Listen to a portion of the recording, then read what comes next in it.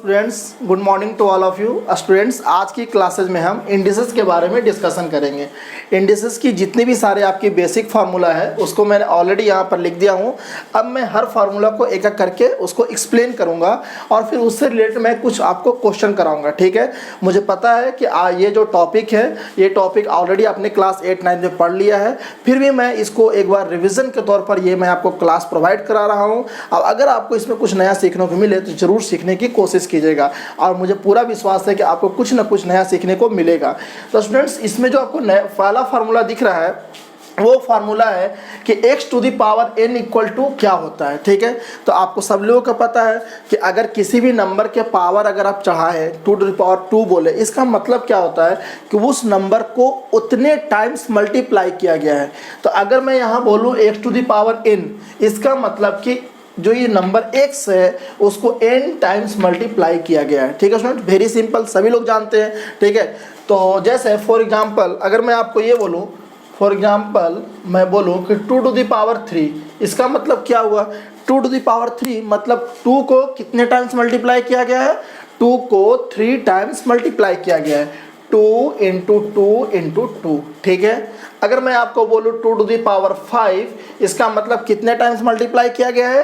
2 को 5 times multiply किया गया है, ठीक है स्टूडेंट्स, ठीक है। Very simple. एक चीज़ ध्यान रखिएगा कि अगर किसी भी नंबर ठीक है कि अगर उसका पावर अगर 0 हो तो उस नंबर को वो 1 बना देता है, ठीक है। जैसे अगर यहाँ पर x है, x का पावर आपका 0 हो तो उसको क्या बना देता है? 1 बना देता है। इसको आप ध्यान रखिएगा, x to the power 0 equal to 1, ठीक है। इस बात को ध्यान रखिएगा, ठीक है स्टूडेंट्स। तो ये पहला जो आपका था बहुत ही सिंपल था कि अगर किसी भी नंबर, एक बात ध्यान रखिएगा कि ये जो आपका नंबर है उसमें हम x को क्या बोलते हैं? बेस, और n को क्या बोलते हैं? पावर, ठीक है। तो आपका किसी भी बेस के ऊपर अगर कोई आपका पावर दिया गया है तो जितना पावर है उसको उतने टाइम्स मल्टीप्लाई कर दीजिए। x to the power n है मतलब x को n टाइम्स मल्टीप्लाई कर दीजिए। ये बात ध्यान रखिएगा, जो हमारा यहाँ पर पावर n है, ठीक है, वो आपका क्या होना चाहिए? नेचुरल नंबर होना चाहिए, ठीक है। अगर यहाँ पर की मैं बात कर रहा हूँ कि क्या होना चाहिए? आपका नेचुरल नंबर होना चाहिए। ऐसा ना हो कि हम यहाँ पर आप बोल दें x टू द पावर -2, ठीक है। अब इसका मतलब ये नहीं हुआ कि 2 को कितने टाइम मल्टीप्लाई किया गया है? 2 को -2 टाइम्स मल्टीप्लाई किया गया है, -2 टाइम्स मल्टीप्लाई किया गया है। इसका मतलब ये नहीं होता है, ठीक है ना। अगर 2 टू द पावर -2 लिखा हुआ है तो इसका मतलब ये नहीं हुआ कि 2 को -2 टाइम्स मल्टीप्लाई किया गया है। इसका मतलब ये नहीं हुआ। अगर हम इसकी तरह सोचना चाहें तो सबसे पहले क्या करेंगे कि इसके पावर को हम क्या करेंगे? पॉजिटिव करेंगे, ठीक है स्टूडेंट्स। इसकी पावर को पॉजिटिव करेंगे। पॉजिटिव करने के लिए आपको डिनोमिनेटर में ले जाना पड़ता है और तब मैं बोलूँगा कि ये जो नीचे वाला डिनोमिनेटर है उसको कितने टाइम्स मल्टीप्लाई किया गया है? उसको 2 टाइम्स मल्टीप्लाई किया गया है, ठीक है स्टूडेंट्स। तो ये चीज़ ध्यान रखिएगा कि जो इसके पावर हैं x to the power n है, वो जो पावर है वो आपका होना चाहिए नेचुरल नंबर, ठीक है। अगर वो नेगेटिव होगा तो इसका मतलब ये नहीं बोलेंगे, जिस तरह 2 टू द पावर 3 है, इसका मतलब है कि 2 को 3 टाइम्स मल्टीप्लाई किया गया है। 2 टू द पावर 5 है, 2 को 5 टाइम्स मल्टीप्लाई किया गया है। तो अगर 2 टू द पावर -2 है तो हम ये नहीं बोलेंगे कि 2 को -2 टाइम्स मल्टीप्लाई किया गया है, ठीक है, नहीं बोल सकते हैं। उसको बोलने के लिए क्या करना पड़ेगा कि पहले आप पावर को पॉजिटिव बनाइए, ठीक है। तो पॉजिटिव बनाने के लिए मैंने क्या किया कि ये जो आपका था उसको न्यूमरेटर में डिनोमिनेटर में ले गया तो 1/2 टू द पावर 2 हो गया। अब तब मैं बोल सकता हूँ कि जो नीचे वाला पोर्शन है उसको 2 टाइम्स मल्टीप्लाई किया गया है। ये चीज़ ध्यान रखिएगा, ठीक है। हाँ, जब 0 होगा, अगर किसी नंबर के अगर किसी भी बेस की पावर 0 होगा तो उसकी वैल्यू 1 होगा। इस बात को ध्यान रखिएगा। तीसरी बात कि आपका जो पावर ना तो निगेटिव होगा और ना ही फ्रैक्शन में होगा, ठीक है। अगर फ्रैक्शन में 2 द पावर 1/2 है तो मैं इसको ये नहीं बोलूँगा कि ये कितने टाइम है? 1/2 टाइम्स मल्टीप्लाई है, ठीक है। तो ये चीज़ ध्यान रखिएगा कि यहाँ पर जो पावर है आपके कैसे होंगे? नेचुरल नंबर होंगे।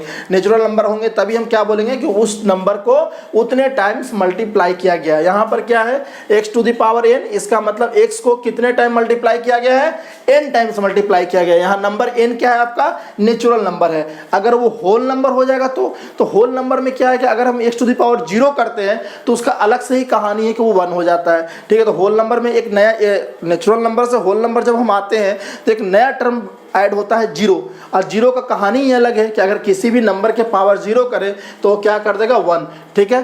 तो वो तो अलग कहानी हो गया। फ्रैक्शन हो नहीं सकता, नेगेटिव आपका इंटीजर हो नहीं सकता है, तो ये क्या होगा आपका x to the power n equal to x dot x n times, जहाँ n क्या होगा आपका नेचुरल नंबर होगा। इस चीज़ का ध्यान रखिएगा, ठीक है स्टूडेंट्स।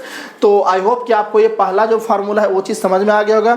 बिल्कुल बेसिक फार्मूला है, आप लोगों ने क्लास 8, 9, 10 से ये करते आया होगा, ठीक है, कि अगर 2 के पावर 5 है इसका मतलब कि 2 को 5 टाइम्स मल्टीप्लाई किया गया है, ठीक है स्टूडेंट्स। अब जो दूसरा फार्मूला है, दूसरा फार्मूला बोलता है कि x to the power m into x to the power n equal to x to the power m plus n, ठीक है। ध्यान से समझिएगा, ये कोई नंबर है, ये कोई नंबर है, एक नंबर आपका x to the power n है, m है, एक नंबर आपका x to the power n है, और बोला क्या जा रहा है कि x to the power m plus n होना चाहिए। मतलब कि अगर कोई दो नंबर जिसके बेस आपके सेम है बट पावर अगर डिफरेंट है, अब अगर दोनों को मल्टीप्लाई किया जाए तो उसके जो पावर होते हैं वो क्या हो जाते हैं, ऐड हो जाते हैं। फॉर एग्जाम्पल मैं इसको डिलीट कर देता हूँ, आपको समझ में आ गया होगा, ठीक है। इसका मतलब ये हुआ कि अगर आपके कोई दो नंबर हैं, ठीक है, दो नंबर हैं जिसके बेस आपके सेम है, ठीक है, जिसके आपके बेस आपके सेम है बट पावर आपका डिफरेंट है, अगर उन दोनों नंबर को अगर मैं प्रोडक्ट करूं तो सिंपली क्या हो जाता है, उसके पावर ऐड हो जाते हैं, ठीक है। जैसे 2 to the power 5 plus 3 equal to 8, बात समझ में आया। फॉर एग्जाम्पल अगर मैं ले लूँ 3 to the power 3 into 3 to the power 2, यहाँ पर देखिए ये कोई दो नंबर है, उसके बेस आपके सेम है, पावर आपके डिफरेंट है, दोनों को प्रोडक्ट किया जा रहा है, तो क्या करेंगे, सिंपली ये आपको पावर को ऐड कर देंगे, 3 plus 2 equal to 3 to the power 5। I hope आपको चीज़ें समझ में आ गई होगी, ठीक है। जो फार्मूला नंबर 3 है सेम है, फार्मूला नंबर 3 जो है वो सेम है, सेकेंड के सेम ही है, बस सेकेंड में क्या हो रहा है, प्रोडक्ट हो रहा है, और यहाँ पर क्या हो रहा है, डिवाइड हो रहा है। तो अगर कोई दो नंबर, ठीक है, जिनके बेस आपके सेम हो, ठीक है, बट पावर अगर डिफरेंट हो, अगर उसको डिवाइड किया जाए तो हमारा क्या हो जाता है, वो सिंपली उसके पावर आपस में सब्ट्रैक्ट हो जाते हैं। अगर प्रोडक्ट हो तो ऐड हो जाएगा, अगर आपका सब्ट्रैक्ट हो तो क्या, अगर आपका डिवाइड हो तो सब्ट्रैक्ट हो जाएगा, ठीक है स्टूडेंट्स। फॉर एग्जांपल अगर मैं इसको एग्जांपल के तौर पर देखूं, अगर जैसे 2 to the power 5 upon 2 to the power 3, ठीक है, तो ये क्या है, दो कोई नंबर है जिनके बेस आपके सेम है, पावर आपके डिफरेंट है, दोनों को डिवाइड किया जा रहा है, तो इसकी आंसर क्या आएगी, 5 minus 3 equal to 2 to the power 2, ठीक है स्टूडेंट्स। 2 के पावर 4 अपॉन 2, ठीक है, तो इसकी क्या आएगी, दोनों का बेस सेम है, पावर आपका डिफरेंट है, इसका पावर 4 है, इसका पावर 1 है, दोनों को डिवाइड किया गया है, तो सिंपली इसका आंसर क्या आएगा, 4 minus 1 equal to 2 to the power 3। बात समझ में आ रहा होगा आपको, ठीक है। सिंपल फार्मूला है, अगर कोई दो नंबर है जिनके अगर बेस आपके सेम है, पावर आपका डिफरेंट है, प्रोडक्ट किया जाए ऐड होगा। कोई दो नंबर है जिनके बेस सेम है, मेरी बातों को ध्यान से सुनिएगा, ठीक है। अगर आप माउथ कैप्चरिंग को अगर ध्यान से सुनिएगा तो आपको चीज़ें बहुत अच्छे से समझ में आएंगी, ठीक है, क्योंकि हर कुछ चीज़ को ब्लैक बोर्ड पर नहीं लिखा जा सकता है। तो अगर आप ध्यान से सुनिएगा तो आपको चीज़ें और भी अच्छे से क्लियर होंगी। तो अगर कोई दो नंबर है जिनके बेस सेम है बट पावर डिफरेंट है, दोनों को डिवाइड किया जाए तो सिंपली सब्ट्रैक्ट हो जाएगा पावर, ठीक है। तो आपको ये 3 फार्मूला आई होप आपको समझ में आया होगा, ठीक है। नेक्स्ट फार्मूला क्या है, नेक्स्ट फार्मूला कहता है कि अगर कोई पावर, अगर किसी भी नंबर के पावर, अगर किसी भी नंबर के पावर अगर आपका निगेटिव हो, अब अगर आप उसको पॉजिटिव बनाना चाहते हैं तो आप उस नंबर को नीचे ले जाओ, उस नंबर को नीचे ले जाओ तो आपका पॉजिटिव हो जाएगा, ठीक है। या फिर अगर कोई नंबर, मतलब कहने के मतलब है कि अगर कोई नंबर ऊपर में है, न्यूमरेटर में है, अगर कोई नंबर अगर न्यूमरेटर में है, उसके पावर कुछ भी है, अगर उस नंबर को अगर हम नीचे ले जाएंगे तो पावर अपोजिट हो जाएगा। अगर पावर आपका निगेटिव है तो नीचे जाने के बाद पॉजिटिव होगा, ठीक है, या पावर अगर ऊपर में पॉजिटिव है नीचे जाने के बाद निगेटिव होगा, या अगर पावर ऊपर में निगेटिव है तो नीचे जाने के बाद पॉजिटिव होगा। सिमिलरली अगर नीचे से अगर आप ऊपर ले जाना चाहेंगे तो भी वही सेम चीज़ होगा, जो भी पावर होगा उसका वो जस्ट उल्टा हो जाएगा। फॉर एग्जांपल जैसे मैं आपको बोल रहा हूँ 2⁻⁻3, ठीक है। अब मेरे को मन कर रहा है कि ये जो -3 जो पावर है मैं उसको क्या करना चाहता हूँ, उसको मैं पॉजिटिव बनाना चाहता हूँ। तो अगर आप पॉजिटिव बनाना चाहते हैं तो आप सिंपली क्या कीजिए कि 2⁻³ को ये न्यूमरेटर में डिनोमिनेटर में ले जाइए, ठीक है, बात समझ में आ रहा होगा। अगर मान लीजिए कि अगर आपको लिखा हुआ 2⁻3, ठीक है, ये आपका, अगर आप चाहते हैं कि इस नंबर को हम नीचे ले जाना चाहते हैं, डिनोमिनेटर में ले जाना चाहते हैं, तो इसका पावर अभी क्या है, पॉजिटिव। अगर आप इसको नीचे ले जाना चाहते हैं तो ये हो जाएगा आपका नेगेटिव। बात समझ में आ रहा है, ठीक है। सिमिलरली अगर हम उल्टा बात करें तो अगर कोई 1/2³ है, ठीक है, अगर हम उसको ऊपर ले जाना चाहेंगे तो 2⁻³ हो जाएगा। अगर 1/2³ है तो अगर मैं ऊपर ले जाना चाहेंगे तो आपका पॉजिटिव हो जाएगा। कहने का मतलब है कि अगर पावर अगर है कि किसी भी नंबर के पावर है, अगर उसको न्यूमरेटर से डिनोमिनेटर में ले जाए या डिनोमिनेटर से न्यूमरेटर में ले जाए तो उसके पावर जो होता है उसका साइन चेंज हो जाता है, ठीक है स्टूडेंट्स, इस चीज़ का ध्यान रखिएगा, ठीक है। आई होप कि आपको ये चीज़ें समझ में आ रही होगी। जो 5वां नंबर फार्मूला है, जो बहुत इंपॉर्टेंट फार्मूला है, जनरली स्टूडेंट्स यहाँ पर कंफ्यूज करते हैं, ये फार्मूला है x⁻m⁻m, ठीक है। कहने का मतलब है कि x⁻m कोई नंबर है, अगर उसकी पावर अगर n है, ठीक है, तो जब हम इसको सोल्व करते हैं तो क्या हो जाता है, ये दोनों पावर मल्टीप्लाई हो जाता है, तो ये क्या हो जाएगा आपका x⁻m⁻n हो जाएगा। आप पावर x⁻m⁻n कहिए या फिर n को यहाँ पर रख के x⁻n⁻m कहिए, दोनों बात बराबर है। फॉर एग्जाम्पल आप समझ सकते हैं यहाँ पर, जैसे मैं आपको बोल रहा हूँ 2⁻2⁻3, ठीक है, तो ये कितना होगा। तो देखिए अगर यहाँ पर देखा जाए, मैं सिर्फ इसकी बात कर रहा हूँ, ठीक है, तो इसकी बात कर रहा हूँ तो क्या 2⁻2 मतलब 4 और 4⁻3 मतलब कितना 64। आप 4 को 3 टाइम्स मल्टीप्लाई कीजिएगा तो 64 आएगा। आप ऐसे कीजिए या इसके पावर को जस्ट आप मल्टीप्लाई कर दीजिए। अगर मैं इसको मल्टीप्लाई कर दूं तो 2⁻6 आ जाएगा, ठीक है, और उसकी वैल्यू भी कितनी आएगी 64 आएगी। अगर मैं वैसे नहीं करके अगर मैं इस तरह से कर दूं कि 2 को ऊपर और 3 को नीचे ले आऊं, मतलब 2⁻2 कर दूं तो इसकी वैल्यू कितनी आएगी 8 का स्क्वायर, और 8 का स्क्वायर कितना हो जाएगा आपका 64 हो जाएगा, ठीक है स्टूडेंट्स। तो आई होप कि आपको चीज़ें समझ में आ रही होगी। कहने का मतलब ये है कि अगर किसी भी नंबर, ये x⁻m अपने आप में नंबर है, भले ही x⁻m में ये पावर आ गया, और अगर उसके ऊपर पावर है तो हम पावर को मल्टीप्लाई करते हैं, ठीक है, ये चीज़ ध्यान रखिएगा। तो मल्टीप्लाई अगर ये इसको इधर और इधर इंटरचेंज करें तो भी आपका कोई प्रॉब्लम नहीं है, सेम ही आएगा। हाँ, यहाँ पर आपको एक चीज़ बहुत इंपॉर्टेंट है जो जनरली बच्चे यहाँ पर कंफ्यूज हो जाते हैं, वो आपका है यहाँ पर नोट करके लिखिएगा, नोट x⁻m⁻n, ठीक है। देखिए हम यहाँ पर ब्रैकेट लगा दिए, ठीक है। ब्रैकेट लगाने का मतलब वो कि अपने आप में कोई नंबर है उसके ऊपर पावर n है।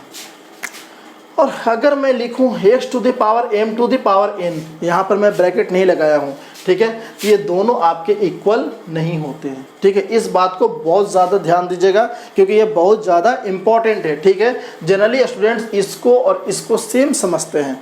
एक्चुअली में होता क्या है कि जो x⁻m⁻n है वो एक्चुअली में आपका, ये कहने का मतलब ये हो रहा है कि x⁻m कोई अपने आप में एक नंबर है, x⁻m आपका अपने आप में कोई नंबर है और उसको कितने टाइम्स मल्टीप्लाई किया गया है, n टाइम्स मल्टीप्लाई किया गया है, ठीक है। इस बात को ध्यान दीजिएगा, x⁻m इंटू m ये कितने टाइम्स मल्टीप्लाई किया गया है, n टाइम्स मल्टीप्लाई किया गया है, ठीक है स्टूडेंट्स, इस बात को ध्यान दीजिएगा। बट ये जो आपका नंबर है x⁻m⁻n, ठीक है, यहाँ पर कोई ब्रैकेट नहीं दिया गया है, यहाँ पर आपका कोई ऐसा ब्रैकेट नहीं है, तो इसका मतलब ये हुआ कि पहले आप इसको डील कीजिए, ठीक है। और m⁻n अगर हम आपसे बोले m⁻n क्या होता है, तो m to the power n क्या होता है, m आपका कितने टाइम्स मल्टीप्लाई होगा, n टाइम्स होगा। बात समझ में आ रही है, ठीक है। तो ये जो है आपका x to the power m to the power n, इसका मतलब ये हुआ कि x जो है उसके पावर m है और कितने टाइम्स है, m इंटू m आपका n टाइम्स है। बात समझ में आ रहा होगा आपको, ठीक है। यहाँ पर मैंने इसको ब्रैकेट रखा तो मैं इसको एक नंबर की तरह ट्रीट कर रहा हूँ, x to the power m को नंबर की तरह ट्रीट कर रहा हूँ। अगर मैं उसके ऊपर n आपको दिया, इसका मतलब है कि x to the power m को n टाइम्स मल्टीप्लाई किया गया है। यहाँ पर ये ब्रैकेट नहीं है तो x to the power m to the power n, ठीक है। तो आप डायरेक्ट इसको मल्टीप्लाई नहीं कर सकते हैं, ध्यान रखिएगा। देखिए यहाँ पर x to the power m अपने आप में कोई नंबर है, उसके पावर n, तब मैंने मल्टीप्लाई किया है। अगर ये ब्रैकेट नहीं रहता तो x to the power m n नहीं होता, ठीक है। इस बात को आप ध्यान दीजिएगा। क्यों नहीं होता, क्योंकि अपने आप में पहले ये इसको डील करेगा। तो x to the power m dot कितने टाइम्स, n टाइम्स, ठीक है स्टूडेंट्स।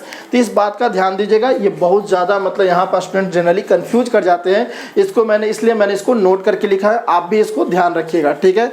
अब आइए फार्मूला नंबर 6 बोलता है, ठीक है। फार्मूला नंबर आपका 6 बोलता है कि x to the power m into y to the power m equal to x y to the power m बोलता है, ठीक है। कहने का मतलब ये है कि अगर कोई दो नंबर हैं जिनके बेस आपके डिफरेंट हैं बट पावर आपके सेम है तो वो नंबर सिंपली मल्टीप्लाई हो जाता है। इस बात का ध्यान रखिएगा, ठीक है। जैसे मैं आपसे कहूँ कि दो नंबर है, ठीक है, 2 to the power 5 into 3 to the power 5। मैंने दो नंबर लिया, 2 to the power 5 into 3 to the power 5। यहाँ पर जो आपके बेस हैं वो क्या है, आपके डिफरेंट है, एक 2 है एक 3 है, बट पावर आपके सेम है। तो यहाँ पर सिंपली क्या हो जाएगा, 2 इंटू 3 टू द पावर 5, ठीक है। एक चीज़ ध्यान दीजिएगा, जब बेस सेम रहता है, ध्यान रखिएगा, जब आपका बेस सेम रहता है, पावर डिफरेंट रहता है, जब दोनों को मल्टीप्लाई करते हैं तो वहाँ पर आपके पावर ऐड होते हैं। दोनों बेस सेम है, पावर डिफरेंट है, मल्टीप्लाई कर रहे हैं, वो आपका ऐड होगा। लेकिन अगर आपका बेस डिफरेंट है, पावर सेम है, तो सिंपली दोनों को मल्टीप्लाई करके पावर आपका वही होगा, ठीक है स्टूडेंट्स। आप चीज़ों को अच्छे से समझने की कोशिश कीजिएगा तो आपको हर चीज़ आपको क्रिस्टल क्लियर हो जाएगा, ठीक है। अब जो फार्मूला नंबर 7 है, एक्चुअली में ये फार्मूला नहीं है, ये सारे बस एक ऑब्जर्वेशन है, ठीक है। आप चीज़ों को फार्मूला की तरह भी रख सकते हैं, ठीक है। अब देखिए ये क्या है कि अंडर रूट n का स्क्वायर रूट ऑफ n जो है अगर x हो तो क्या हो जाएगा आपका, x to the power 1/n हो जाएगा, ठीक है। मतलब कि अगर आपका रहेगा तो आपका क्या हो जाएगा, x to the power 1/n हो जाएगा। फॉर एग्जांपल जैसे मैं आपसे बोलूँ ये क्यूब रूट ऑफ 2, ये क्या होगा, इसका मतलब क्या होगा, 2 टू द पावर 1/3, ठीक है, 1/3। अगर मैं बोल दूँ ये क्या होगा, तो इसका मतलब हो गया 2 टू द पावर 1/5, ठीक है, सिंपल। यहाँ पर एक चीज़ लिखा गया है कि आपका n क्या होना चाहिए, नेचुरल नंबर होना चाहिए, ठीक है। फ्रैक्शन नहीं होना चाहिए, नेगेटिव नहीं होना चाहिए, इसी का ध्यान रखना चाहिए। ऐसा नहीं कि यहाँ पर ये आपका नेगेटिव आ जाएगा, ऐसा नहीं है। तो आपका नेचुरल नंबर होना चाहिए, लिखा एक्सेप्ट 2, मतलब 2 नहीं होना चाहिए। एक्चुअली में 2 नहीं होने का मतलब ये है कि अगर हम सिंपली ऐसे बात करें, अगर हम ऐसे बात करें रूट x, ठीक है, अगर हम यहाँ पर 2 लिखें चाहे नहीं लिखें, 2 लिखें चाहे नहीं लिखें, रूट x का मतलब ही होता है x टू द पावर 1/2। मतलब यहाँ पर आपका 2 लिखने की ज़रूरत नहीं है, ये होता ही है यहाँ पर ये स्क्वायर रूट, ठीक है। इसलिए 2 को हटाने को कहा गया है, ठीक है। और ऐसे जनरली क्या होता है कि जो आपके नंबर्स n है वो आपके नेचुरल नंबर्स होने चाहिए। तो ये कुछ आपके 6-7 टाइप के आपके बेसिक फार्मूला थे, ठीक है, जो आपको थोड़ा सा ऑब्जर्व करना है। मेरे समझ से सबसे ज़्यादा इंपॉर्टेंट मेरे को यहाँ पर दिखता है, ये दिखता है, क्योंकि बच्चे यहाँ पर कन्फ्यूज होते हैं। इस चीज़ को थोड़ा ध्यान से देखिएगा, क्योंकि ये कोई नंबर है उसके पावर n है, यहाँ पर सिर्फ एक नंबर है उसके पावर n के पावर n है, ठीक है। तो यहाँ पर मल्टीप्लाई नहीं होगा। बाकी ये सारे जो टर्म है वो ऑलरेडी आपको आते हैं, ठीक है। मैं बस जस्ट आपको रिकॉल करवा रहा हूँ, ठीक है। अब मैं कुछ 2-4 क्वेश्चन करूँगा, ठीक है, और इंडिसेस को सम अप करने की कोशिश करूँगा, ठीक है। तो अब स्टार्ट करते हैं कुछ क्वेश्चन, ठीक है। तो इसको मैं हटाता हूँ स्टूडेंट्स। आई होप कि आपको चीज़ें समझ में आ रहा होगा, ठीक है स्टूडेंट्स। तो इसको हटाता हूँ।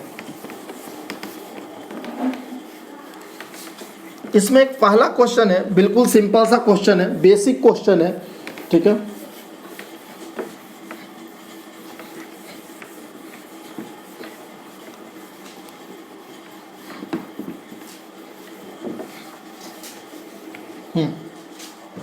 एक बेसिक क्वेश्चन है,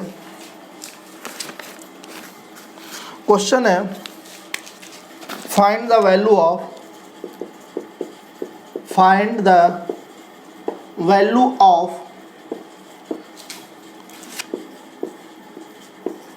64 टू द पावर -1/2। ठीक है, सिंपल सा एक क्वेश्चन है, ठीक है।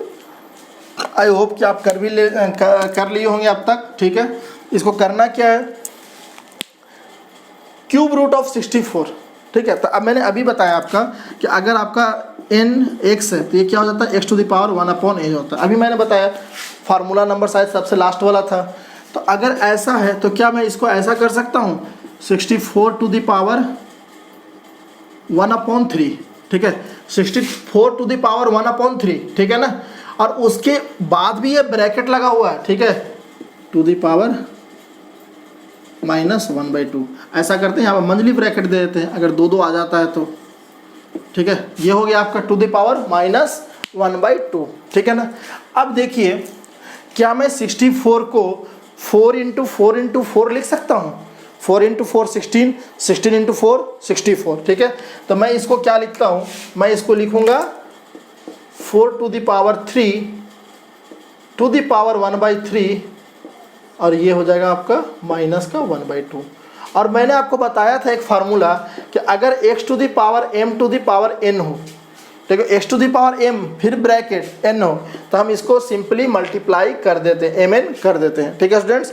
तो यहाँ पर भी हम क्या करेंगे, इसको और इसको क्या करेंगे, मल्टीप्लाई कर देंगे। अगर हम मल्टीप्लाई करेंगे तो क्या हो जाएगा, अगर हम मल्टीप्लाई करेंगे तो 4 × 3 × 1/3 टू द पावर -1/2, ठीक है। 3 से 3 कैंसिल आउट, बचा क्या आपका 4 टू द पावर -1/2, ठीक है। अब मैंने बोला था कि अगर आप चाहते हैं कि अगर कोई आपका x to the power -n हो, अगर आप इसको पॉजिटिव बनाना चाहते हैं, ठीक है, तो आपको क्या करना पड़ेगा, सीधे आपको इसको नीचे ले आना पड़ेगा, 1/x to the power n लेना पड़ेगा, ठीक है। मतलब अगर नोमिनेटर में है तो डिनोमिनेटर में लाके पॉजिटिव बना दीजिए, अगर डिनोमिनेटर में है तो ऊपर ले जाके उसको नेगेटिव बना दीजिए। बात को समझ रहे होंगे। तो अगर ये 4 टू द पावर -1/2 है, अगर मैं इसके पावर को पॉजिटिव बनाना चाहूँ तो मैं क्या करूँगा, यहाँ पर 1/4 टू द पावर 1/2 कर दूँ, ठीक है, कर सकता हूँ, ठीक है। एक बात आप ये भी देख रहे होंगे कि क्या आप 4 को 2 × 2 लिख सकते हैं। तो ये क्या हो गया आपका 2 का स्क्वायर टू द पावर 1/2, ठीक है। अब ये 2 से 2 क्या हो जाएगा, कैंसिल आउट हो जाएगा। तो कैंसिल आउट होकर क्या बचेगा, 1/2, and this is the answer. बात को समझ रहे हैं। जितने भी सारे बेसिक फार्मूला है उसको आपको रिकॉल कराने के लिए मैंने एक ये सिंपल सा क्वेश्चन लिया, ठीक है। आप सिंपल सा क्वेश्चन को देखिए, अगर आप फार्मूला चलेंगे, बिल्कुल बेसिक से चलेंगे, आप इजीली क्वेश्चन को यहाँ पर पहुँच जाएंगे, ठीक है स्टूडेंट्स। आई होप कि आपको ये क्वेश्चन समझ में आया होगा। अब मैं एक दूसरा क्वेश्चन ले रहा हूँ इंडिसेस का, जो थोड़ा सा अच्छा क्वेश्चन है, उस पर थोड़ा सा दिमाग लगेगा तो आपको मज़ा आएगा, ठीक है स्टूडेंट्स। तो इसको मैं हटाता हूँ।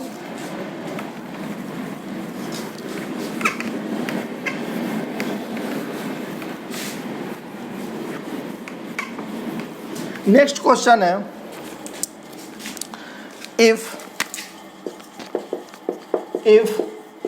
a to the power x equal to b, b to the power y equal to c and c to the power z equal to a,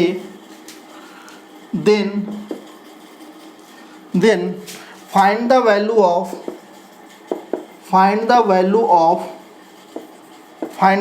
of xyz where a b c are distinct numbers, ठीक है। आपका क्या है, आपका कोई question दिया हुआ a to the power x equal to b, एक दिया हुआ condition b to the power y equal to c and c to the power z equal to a। अब बोल रहा है कि इन तीनों जो आपके कंडीशन दिए हुए हैं, इस कंडीशन का यूज करके आप मेरे को x y z की वैल्यू बताइए, x into y into z का वैल्यू बताइए। a और b और c कैसे हैं, तो अलग अलग नंबर्स हैं, डिस्टिंक्ट आपके नंबर्स हैं। एक बात ध्यान दीजिएगा स्टूडेंट्स कि मैं जब आपको एक एक करके टॉपिक बता रहा हूँ, जैसे मैं आपको नंबर्स के बारे में बताया, जैसे मैं आपको इंडिसेस के बारे में बता रहा हूँ, ठीक है, फैक्टराइजेशन के बारे में बता रहा हूँ, ठीक है, तो ये सारे जब आपको मैं अलग अलग करके बता रहा हूँ तो आपको लग रहा होगा कि सर आप बेसिक मैथमेटिक्स के नाम पर आप बस क्लास 8, 9, 10 की चीज़ों को पढ़ा रहे हैं। लेकिन स्टूडेंट्स जब ये कंबाइन रूप से कोई क्वेश्चन में जब यूज होगा और जब आप वहाँ पर इस सारे कॉन्सेप्ट को, जो आपने टॉपिक्स को सीखा है, टॉपिक्स को सीखने का मतलब ये नहीं कि जैसे मैंने आपको फार्मूला बताया, फार्मूला को याद कर लिया, ठीक है, जो मैं फार्मूला बता रहा हूँ, जो मैं कुछ क्वेश्चन बता रहा हूँ, क्वेश्चन को मैं जिस तरह से बना रहा हूँ, जो मैं स्ट्रेटजी फॉलो कर रहा हूँ, जो मैं टेक्निक फॉलो कर रहा हूँ, उस टेक्निक को आप ऑब्जर्व कीजिए। और जब कोई आप अच्छे क्वेश्चन, जब आपको कोई किसी टॉपिक में अगर आप अच्छे क्वेश्चन बनाइएगा, तब आपको पता चलेगा कि इन सारे चीज़ों का क्या यूज है। ठीक है स्टूडेंट्स, आई होप कि आपको जो है आप वहाँ पर एहसास कीजिएगा कि जो हमने आपको बेसिक मैथमेटिक्स पढ़ा रहा हूँ, जो मैंने पढ़ाया था, वो कितना ज़्यादा आपके लिए इंपॉर्टेंट था। ठीक है, आपने इंडिसेस के बारे में तो आपने क्लास 9, 10 में ही पढ़ा होगा, ठीक है, लेकिन क्या आपने इस तरह क्वेश्चन पढ़ा था? नहीं पढ़ा होगा। ठीक है, वहाँ पर सिंपल आपको कुछ नंबर रहते हैं, कुछ पावर रहते हैं, उसको आगे पीछे करना होता है, आंसर निकालना होता है। ठीक है, तो हर एक टॉपिक जो आपने क्लास 8, 9 पढ़ा था, जो हमारा क्लास 11, 12 है, एक्चुअली क्या है, क्लास 8, 9, 10 का एक्सटेंशन है। ठीक है, तो अगर हम उस जो टॉपिक्स हम पढ़ रखे हैं 9, 10 में, अगर हम उसकी कॉन्सेप्ट को अगर हम अच्छे से ना जाने, तो हम जब उसका एक्सपेंशन पढ़ेंगे, जब उसका एक्सटेंशन पढ़ेंगे 11 और 12 में, तो हम चीज़ों को पढ़ तो लेंगे लेकिन अच्छे क्वेश्चन में जरूर फंसेंगे। ठीक है, इसलिए जो मैं पढ़ा रहा हूं आप उसको धैर्य बना के देखिए, धैर्य बना के समझिए। ठीक है, और प्रॉपर क्लास को फॉलो कीजिए। ठीक है, मैं ये दावे के साथ कह रहा हूं कि जो मैं बेसिक मैथमेटिक्स को जो एक कंप्लीट लेक्चर प्रोवाइड करूंगा, वो कंप्लीट लेक्चर आपको कहीं पर भी नहीं मिलेगा। ठीक है, जब मैं बेसिक मैथमेटिक्स खत्म करूंगा तब ये आपको एहसास होगा। आप सोच सकते हैं कि बेसिक मैथमेटिक्स में मैंने 10 सेक्शन बनाया है और 10 सेक्शन में मैंने पहला सेक्शन नंबर सिस्टम बताया है, और नंबर सिस्टम में ही मैंने अभी तक कम से कम आपका 5 से 6 लेक्चर प्रोवाइड करा दिया हूँ। ठीक है, तो आप सोच सकते हैं कि आपको 10 सेक्शन, जो 10 सेक्शन बना आपको जब पढ़ाऊंगा और जब मैं कंप्लीट बेसिक मैथमेटिक्स खत्म कराऊंगा, तो आप सोच सकते हैं कि आपके पास कितना कॉन्सेप्ट एकदम बिल्डअप हो जाएगा, फंडामेंटल आपकी कितनी स्ट्रांग हो जाएगी। ठीक है, मतलब अगर मान लीजिए कि बेसिक मैथमेटिक्स में हम 30 से 40 भी अगर आपको वीडियो प्रोवाइड करता हूँ, जो हर वीडियो कम से come on average proper approximate 50 से 60 मिनट का है, तो आप सोचिए कि आपका जो है कम से कम जो है 30 से 40 घंटा का तो मैं सिर्फ बेसिक मैथमेटिक्स आपको बताऊंगा। ठीक है, तो अगर उन बेसिक मैथमेटिक्स को स्ट्रॉन्ग कीजिएगा तो सोचिए आपको कितना ज़्यादा आपका नॉलेज में इन्हेंस होगा। ठीक है, होता क्या है, अगर मैं 30-40 लेक्चर को अगर मैं सिर्फ आपको टॉपिक्स बताऊं, ठीक है, तो हो सके तो मैं पूरे सिलेबस को 11th और 12th के सिलेबस को 25% सिलेबस को कवर कर दूंगा। ठीक है, लेकिन मेरा इंटेंशन ये नहीं है, मेरा इंटेंशन ये है कि आप जो मैं पढ़ा रहा हूँ वो तो आप पढ़ें ही अच्छे से पढ़ें, आप चीज़ों को एक साथ आप क्लियर करें। ठीक है, मतलब कि अगर कॉन्सेप्ट आपको अच्छा रहेगा तो आप जो है आपके सिलेबस 1 महीना लेट ख़त्म होगा, लेकिन बहुत ज़बरदस्त तरीके से ख़त्म होगा, और आप बोर्ड में भी अच्छा कर पाएंगे और कंपटीशन में भी अच्छा कर पाएंगे। ठीक है स्टूडेंट्स, ऐसा नहीं है कि आप सिर्फ खाली बोर्ड में नंबर ले आइए अच्छा नंबर और कंपटीशन में कुछ नहीं कर पाइए। तो आज का जो दौर है वो बिल्कुल कॉम्पिटिटिव दौर है। ठीक है, अगर आप कंपटीशन में पीछे रह जाते हैं तो फिर आपका डिग्री का कोई इंपॉर्टेंस नहीं है। तो इस चीज़ का ध्यान दीजिएगा स्टूडेंट। ठीक है, जो अगर मैं आपको पढ़ा रहा हूँ तो मेरा कुछ एक्सपीरियंस है, मैं उस एक्सपीरियंस के बेसिस पर मैं आपको डिलीवर कर रहा हूँ। ठीक है ना, तो आप उस चीज़ का थोड़ा कद्र कीजिएगा तो आपको चीज़ें आपको अच्छा लगने लगेगा। ठीक है स्टूडेंट्स, तो ये चीज़ ध्यान दीजिएगा। तो मैंने क्या क्वेश्चन दिया, a to the power x equal to b है, दिस है, आपको x y z की वैल्यू फाइंड आउट करनी है। अब थोड़ा आप ऑब्जर्व कीजिएगा, जब आप ऑब्जर्व कीजिएगा तो क्या होता है, देखिए मैथ जो है बेसिकली मेरे समझ से जो है ऑब्जर्वेशन पर ही बेस्ड है। अगर आप चीज़ों को ऑब्जर्व करते हैं तो एक सिंपल सा फार्मूला जो a प्लस बी का होल स्क्वायर होता है, a square plus 2ab plus b square होता है, एक बेसिक फार्मूला जो आपने क्लास 6th 7th 5th में भी पढ़ा होगा। अगर उसको भी अगर आप अच्छे से ऑब्जर्व कीजिएगा तो उससे तरह तरह के रिजल्ट निकल सकते हैं और तरह तरह के उससे ट्रिक बन सकते हैं, तरह तरह के शॉर्टकट बन सकते हैं। ठीक है, ऐसा नहीं है कि जो ट्रिक और शॉर्टकट बनते हैं वो कहीं स्पेशल बनाए जाते हैं, वो आपका क्या है, वो जस्ट एक ऑब्जर्वेशन है। ठीक है, तो अगर मैथ जो है मेरे समझ से टोटली ऑब्जर्वेशन है। अगर आप चीज़ों को ऑब्जर्व करना जानते हैं, चीज़ों को थोड़ा एनालाइज करना जानते हैं, तो आप क्वेश्चन को बहुत इजीली सोल्व कर सकते हैं। ठीक है स्टूडेंट्स, तो यहाँ पर क्या है, वह जस्ट आपको ऑब्जर्वेशन है। आपको करना क्या है कि आपको ये दिया हुआ एक्स वाई जेड की वैल्यू निकालना है, सब के सब पावर में है। तो मैं कोशिश करूंगा कि कुछ ऐसा किया जाए, कुछ ऐसा कर कमाल कि वो कहीं पर एक्स वाई जेड एक साथ आ जाए। ठीक है, एक ऐसा कर कमाल कि एक्स वाई जेड आ जाए एक साथ और फिर वहां से हमको कुछ सोचने पर मजबूर हो जाए। ठीक है, तो आप देखिए यहाँ पर क्या हो रहा है कि सी टू द पावर जेड, मैं थोड़ा बैक करके चलता हूँ। ठीक है, आपको समझ में आ रहा होगा क्यों ऐसा करेंगे। ठीक है, आपको समझ में आने लगेगा। आपका दिया हुआ c to the power z equal to a. ठीक है, हमारा इंटेंशन है कि एक्स वाई जेड को भाई एक जगह इकट्ठे करो। अगर एक जगह इकट्ठे नहीं करोगे तो कदापि आपका एक्स वाई जेड की वैल्यू नहीं निकल पाएगी। ठीक है, और एक्स वाई जेड तो फिलहाल तभी इकट्ठा है नहीं। ठीक है, तो अब मैं एक एक करके सोचना स्टार्ट कर रहा हूँ। तो मैं थोड़ा पीछे से स्टार्ट कर रहा हूँ, तो पीछे से स्टार्ट कर रहा हूँ। तो आप ये देखिए, अगर बोलेंगे सर आगे से स्टार्ट करेंगे तो क्या होगा, तो आगे से स्टार्ट करेंगे तो थोड़ा लेंदी होने लगेगा, थोड़ा फ्रैक्शन में चलने लगेगा, तो लेंदी होने लगेगा, आपको खुद समझ में आ जाएगा। अब c to the power z equal to a. ठीक है, यहाँ से मैंने ये लिख दिया। यहाँ पर c की वैल्यू क्या है, c की value b to the power y है। तो अगर मैं इस c की जगह पर मैं b to the power y to the power z डाल दूँ तो कोई आपको हर्ज है क्या? मैंने तो इसी की वैल्यू डाला ना, c की वैल्यू। ठीक है, मैं यहाँ पर डाल दिया। अब आपका क्या हो गया, ये हो गया आपका b to the power yz equal to a हो गया। थोड़ा सा रास्ता पर आ रहा है। ठीक है, एक्स वाई जेड की ओर हम टेंड कर रहे हैं। अब ये वाई जेड आ गया, मेरे को एक्स की ज़रूरत है। अब ध्यान से देखिए, क्या मैं बी की जगह पर मैं a to the power x use कर सकता हूँ? कर सकता हूँ। तो यहाँ देखिए, अगर मैं बी की जगह पर a to the power x use कर दूँ और ये आपका वाई जेड है, ये क्या हो जाएगा, आपका ए हो जाएगा। ठीक है, अब देखिए इसको मल्टीप्लाई कीजिए तो ये आपका क्या हो जाएगा, a to the power x to the power x y z equal to a हो जाएगा। ए मतलब क्या होता है, ए टू द पावर 1 होता है। अरे ए बोलो या उसका पावर 1 बोलो, बात तो बराबर ही है। अब देखिए, अगर कोई भी दो नंबर, ठीक है, जिनके बेस आपका इक्वल हो, तो उसके अगर कोई दो नंबर इक्वल में है, LHS इक्वल टू RHS है। ठीक है, माने दोनों नंबर बराबर है। ठीक है, तो अगर उसका बेस सेम है तो पावर भी सेम होगा। पावर सेम होगा तभी तो बराबर आएगा। सोचो, सिंपल सी बात है। सोचो, अगर आपका LHS RHS बराबर है, दोनों का बेस सेम है, तो पावर भी सेम होगा तभी तो बराबर होगा। अगर पावर सेम होगा तो क्या मैं यहाँ से ये लिख सकता हूँ कि x y z equal to 1, यहाँ से x y z equal to 1।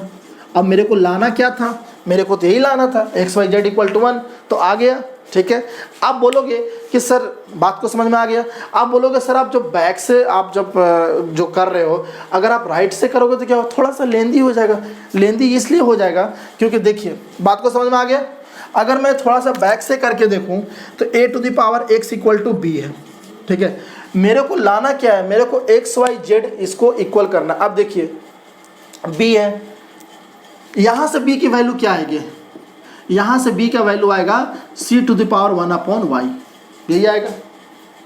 ठीक है, क्यों सर, आप देखो क्यों ऐसा लिख रहे हो सर। आप देखो, ये चीज़ आपको समझ में आ गया ना, ये चीज़ को मैं हटा देता हूँ। ठीक है, अब मैं आपको थोड़ा सा फॉरवर्ड से करके दिखा रहा हूँ। जब मैं बैकवर्ड से किया तो ऐसे आया, बड़ा सिंपल आया। अगर मैं फॉरवर्ड से करूँ तो कैसा आएगा, तो आएगा बहुत लेंदी आएगा। ठीक है, जैसे आपका फॉरवर्ड में दिया हुआ है a to the power x equal to b. ठीक है, मेरे को चाहिए कि मेरे को एक्स वाई जेड को बराबर करना है। ठीक है, तो मेरा कोशिश क्या रहेगा, आपका यहाँ से ए की वैल्यू क्या आ जाएगी, यहाँ से आपकी ए की वैल्यू आ जाएगी b to the power 1 upon x. ऐसा क्यों, क्योंकि मैं दोनों तरफ में क्या किया, 1 बाई एक्स से मल्टीप्लाई कर दिया, पावर में कर दिया, तो यहाँ से एक्स कैंसिल हो गया। तो ए की वैल्यू क्या आ गया, b to the power 1 upon x. अब बी की वैल्यू क्या होगा, तो देखो बात को समझ में आ रहा होगा ये चीज़। अगर बी की पावर वाई है, इक्वल टू सी है, तो यहाँ से b की वैल्यू क्या आएगा, c to the power 1 upon y आएगा। ठीक है, तो मैं b की वैल्यू क्या कर दूँ, b की value c to the power 1 upon y to the power 1 upon x. ठीक है, तो c to the power 1 upon x y आ गया। अब देखो अगर ये c to the power z equal to a है तो c इक्वल टू क्या होगा, a to the power 1 upon z। ठीक है, तो अगर मैं c की जगह पर मैं a to the power 1 upon z डाल दूँ तो ये हो जाएगा 1 upon x y equal to a to the power 1 upon x y z. और यहाँ पर क्या है, आपका a है। बात समझ आ रहा है, दो नंबर सेम है, दोनों का बेस सेम है। ठीक है, तो उसके पावर क्या हो जाएंगे, पावर भी आपके सेम हो जाएंगे। तो 1 equal to 1 upon x y z equal to क्या होगा, एक्स वाई जेड। तो चीज़ें तो यहाँ से भी आ रही है। ठीक है, लेकिन जो बैकवर्ड चल रहा था थोड़ा सिंपल आ रहा था। तो अपने को क्या करना है, मैथ का काम ही होता है चीज़ों को सिंप्लीफाई करना। ठीक है, जीवन को सिंप्लीफाई करना, जीवन को एक नए नज़रिए से देखना। तो मैंने वही काम किया। ठीक है, आप चाहे तो फॉरवर्ड भी कर सकते थे।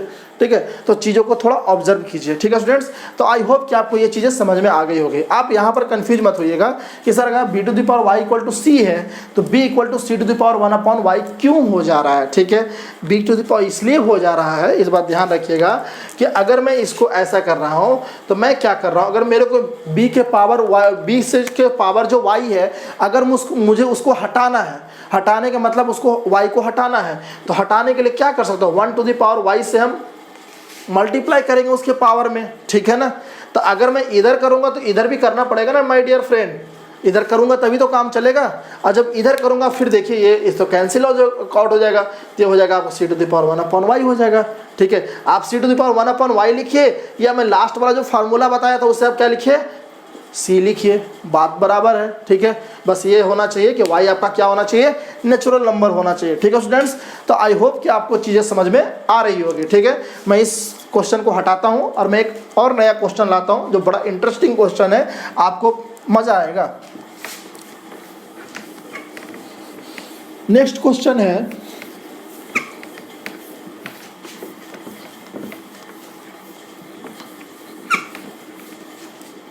एक नेक्स्ट क्वेश्चन है, if a to the power m to the power n equal to a to the power m to the power n, then find the value of m, then find the value of m in terms of n, in terms of n। ठीक है students, चीज़ों को ध्यान दीजिएगा। देखिए actually तो ये होता नहीं है ऐसा, एक्चुअली तो a to the power m का ब्रैकेट में लेकर अगर पावर n करें तो वो इसके इक्वल नहीं होता। मैंने आपको नोट में बताया था, फार्मूला जब बता रहा था तो नोट्स में बताया था कि आपको ऐसा तो होता नहीं है। लेकिन फिर भी अगर मैं मान लूँ कि इतना इक्वल टू इतना होता है, तो इस चीज़ को सही मानते हुए अगर मैं काम करूँ तो हमारा क्या वैल्यू निकालना है, m की वैल्यू निकालना है। किसके टर्म में, तो n के टर्म में। n के टर्म कहने का मतलब ये है कि आपका कुछ आंसर ऐसा आना चाहिए, m इक्वल टू यहाँ पर कुछ n कुछ इधर उधर ऐसे ऐसा रहना चाहिए। ठीक है, मतलब कि आपका m की वैल्यू निकालना है इन टर्म्स ऑफ n, मतलब m की वैल्यू निकालिए n की सहायता से, n के रूप में, सॉरी n के रूप में निकालिए। ठीक है, तो मैं कैसे करूँगा, तो सबसे पहले तो ये देखिए कि अगर आपका दिया हुआ है a to the power m to the power n equal to a to the power m to the power n, दोनों को बराबर माना गया है। इसका मतलब क्या होता है, इसका मतलब होता है आपका a to the power m n होता है ये। अब इसका मतलब क्या होता है, ऐसा ही होता है। अब देखिए अगर कोई दो नंबर है, दोनों नंबर बराबर है, उनके बेस बराबर है, उनके पावर आपका ऑब्वियसली बराबर होगा, तो मैं यहाँ से ये लिख सकता हूँ कि mn इक्वल टू क्या हो जाएगा, m to the power n हो जाएगा। ठीक है, अब देखिए अगर m to the power n है, इसका मतलब क्या हुआ कि अगर किसी भी नंबर का पावर n है मतलब उस नंबर को उतने टाइम्स मल्टीप्लाई किया गया है, तो m to the power n है, इसका मतलब m को कितने टाइम मल्टीप्लाई किया गया है, n टाइम्स मल्टीप्लाई किया गया है। तो mn इक्वल टू इसको कितने टाइम्स मल्टीप्लाई किया गया है, m डॉट, यहाँ डेसिमल मत समझिएगा, दिस इज प्रोडक्ट। ठीक है, कितने टाइम्स, n टाइम्स किया गया है। ठीक है स्टूडेंट्स, मेरे को वैल्यू किसका निकालना है, मेरे को वैल्यू निकालना है, मेरे को वैल्यू निकालना है, m की वैल्यू निकालना है, ठीक है।